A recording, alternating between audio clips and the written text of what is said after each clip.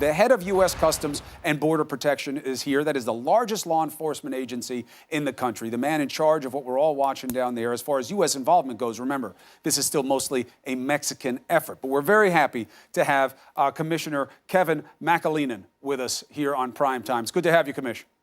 Good to be here, Chris. All right, thank you. And look, I know you're very, very busy right now. I know that this is something that's developing while we're speaking, so I appreciate the time and getting the word out to the audience. What can you tell us about the scale and the situation right now? Well, we had a very serious situation yesterday, as you've seen unfold on multiple video cameras, lots of media there. We had over 1,000 individuals involved in large group attempts to rush the border, both at our port of entry, San Ysidro, the largest port of entry in North America, and at multiple points across almost a 2-mile stretch of our border over the international border fence and through the Tijuana River Channel. That was a dynamic and dangerous situation. Our Border Patrol agents and CBP officers responded with professionalism and effectively resolved it without serious injury on either side of the border. Now, in terms of, again, the scope of it, you say that there are people staging in Tijuana, that there are several thousand there more. You expect as many as close to 10,000 people may be there. How many are you expecting? How soon? And what are your concerns if that does happen? That's correct, Chris. We have about 8,500 migrants that have been involved in these caravans, these large groups that have been crossing from Central America through Mexico over the last 5.5 weeks or so. They've now arrived in Baja California, about 6,500 of them in Tijuana itself. The rest remaining in Mexicali and making that journey across the state of Baja California. We also see follow-on groups of 1,000 to 2,000 that are broken up, making the journey from Mexico City north through the states of Nayarit, Sonora, and making their way to Baja California as well. What's your concern in terms of how long it will take to process and what you're expecting to come to the border? Well, that's what we're working on. We work very hard to process people arriving without documents, seeking asylum lawfully at a port of entry every day.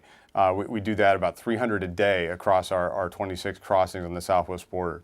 Now, with these large groups forming, and with the request to have people present lawfully at ports of entry, that's something we need to work on with Mexico. How do you manage this large group, provide access to a lawful process, and of course, Mexico's gone out of their way to provide protections, to offer asylum, to offer work in Mexico to this group, and a number of the migrants have taken advantage of that. Others say they want to wait to present to the U.S., and then, of course, we saw over 1,000 of them try a different route yesterday. What does the law say about where you get to present for asylum? Well, as you've seen unfold over the last week or so, the president issued an executive order which directed that people seeking asylum should come to ports of entry. That's the lawful and safe way to do it. You don't have to pay a smuggler. You don't have to put your family's life at risk by crossing illegally between ports of entry. The district court in the Ninth Circuit enjoined that order. So again, the law, whether people cross illegally or present at a port of entry, ultimately they can still request asylum in the United States. I mean, you can't change legislation by executive order. I mean, look, that's not your job. You're not a politician. But the president was openly critical of President Obama for doing exactly that with DACA. He tried the same thing here. He got the result he got in court. Let's talk about the acute situation that you had to deal with. What is your understanding of what happened that led to the officers responding? Yeah, so we had several very dangerous and challenging situations at multiple points of the day yesterday and at multiple areas of the border. After the caravan, who was marching relatively peacefully and orderly toward El Chaparral, that's the Mexican side of the San Ysidro port of entry, the federal police tried to stop them there. They didn't want them to stop traffic, lawful traffic. We got 115,000 people a day that cross that border each direction every day. A huge amount of commerce, lawful travel, people going to school, people going to medical appointments. The Mexican police wanted to prevent that from being disrupted. Unfortunately, the migrants pushed through them, overwhelmed them, went around them, and down through the Tijuana River Channel, and then tried to enter the U.S. unlawfully through the southbound lanes of the port of entry. We responded and prevented that access at the borderline. They then went back around San Ysidro and then started to look for a weak spot in the international border fence on the east side of San Ysidro. At several points, they tried to tear down parts of the wall and make a large group entry, and it was in those engagements where people started throwing rocks, assaulting our agents. We had 4 agents hit with rocks, Thankfully, they were wearing protective gear. We don't have any serious injuries, but they did have to respond to resolve those assaultive engagements as safely as possible with less lethal pepper ball spray as well as CS gas. Tear gas. Correct. Is there such a thing as the good kind of tear gas? Every tear gas I've ever been hit with has been nasty. There's only one kind, right? I get what pepper balls are. That's something else. Tear gas is tear gas, right? Yeah, the CS gas we deploy is standard law enforcement Right. There's only issue. one kind, is what I'm saying. Yeah, it's in our equipment inventory. It's trained. Yeah. All of our agents have to experience it like you did before they're even allowed to carry it, much less deploy it. Right. Why did they need to use that when you knew you had women and kids out there?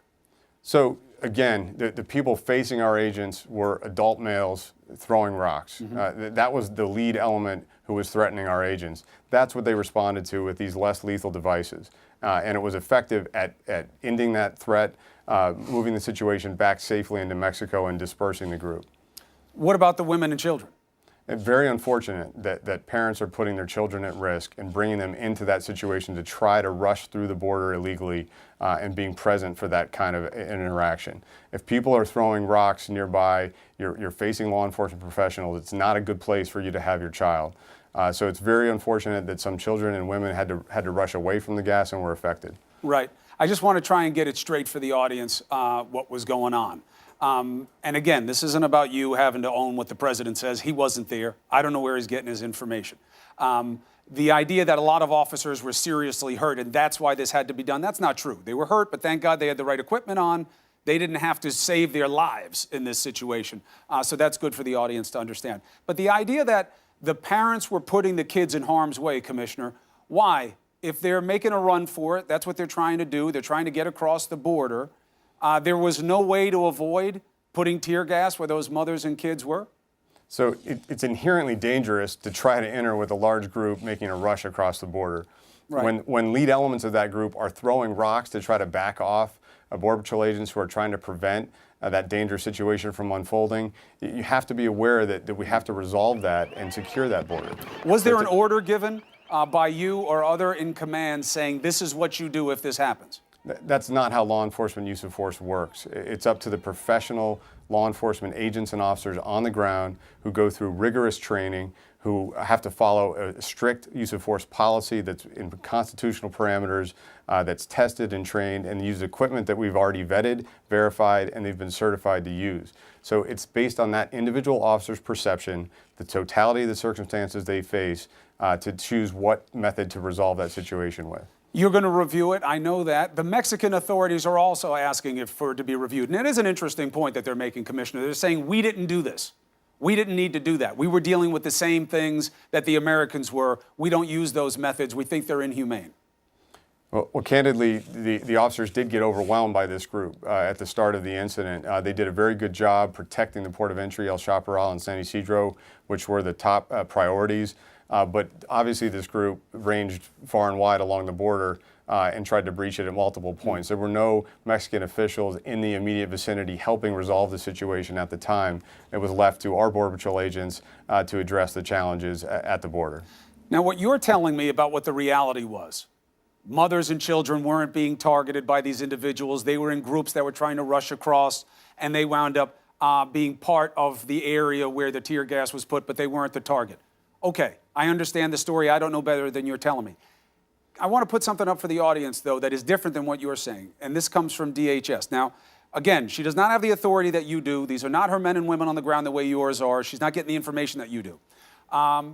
But she says it appears in some cases that the limited number of women and children in the caravan are being used by the organizers as human shields when they confront law enforcement. And I'll tell you what's troubling about that, Commissioner, and I don't want you guys to get on top of each other, but you know, I don't have to tell you this. You've been working for the American people for a long time. You're a lawyer and an officer of the court. You work for the people watching this show.